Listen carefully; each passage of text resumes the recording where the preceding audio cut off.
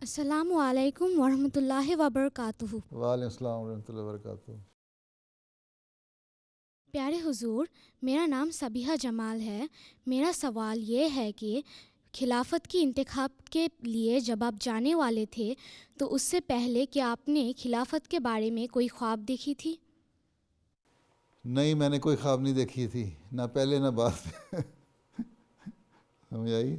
ہاں، لوگوں نے دیکھی تھی جنہوں نے اپنا ووٹ کا حق استعمال کیا تھا، انہوں نے خوابیں دیکھی ہوئی تھیں، تو اس لیے یا بعضوں کو دل میں اللہ تعالیٰ نے ویسے ہی ڈال دیا تھا، خواب نہیں دیکھی تھی، یا بعضوں کو اس موقع کے اوپر دل میں اللہ تعالیٰ نے ڈال دیا، لیکن میں نے کوئی خواب نہیں دیکھی تھی ہیں، اور نہ ہی میں کبھی سوچ سکتا تھا اس مقام پہ پہنچنے کے لیے۔